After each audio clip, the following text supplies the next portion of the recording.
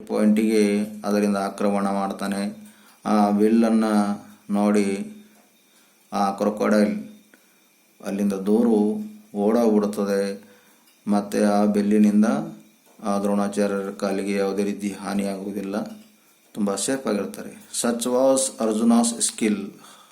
ಅವನು ಆ ಥರ ಒಂದು ಸ್ಕಿಲ್ ಆಗಿತ್ತು. ಗುರುಗಳು ಕಾಲಿಗೂ ಕೂಡ ಡ್ಯಾಮೇಜ್ ಆಗಲಾರ್ದ ಹಾಗೆ ಆ ಒಂದು ಕ್ರೊಕೊಡೈಲ್ ಅದಲ್ಲ ಅದಕ್ಕೆ ಹೊಡೆದು ಓಡಿದ್ರಂತೆ. ಅದು ಅಂಜಿ ಓಡೋಗ್ಬಿಡ್ತಂತೆ. The Acharya said, boys, look at Arjuna's feet.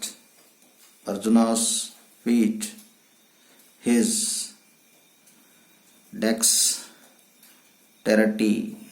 dexterity, prompt and proper responsive action are other keys to achieve the goal and success.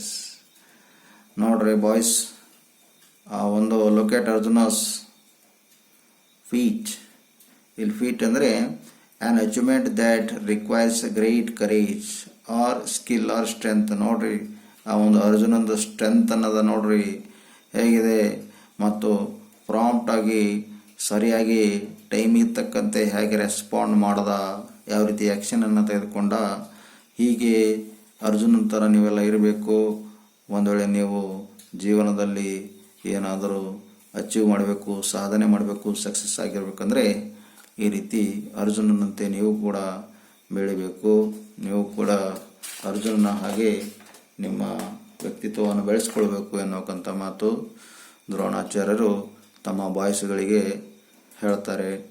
ಹೀಗಾಗಿ ಈ ಒಂದು ಲೆಸನ್ನು ಇಲ್ಲಿಗೆ ಮುಗಿಯುತ್ತದೆ.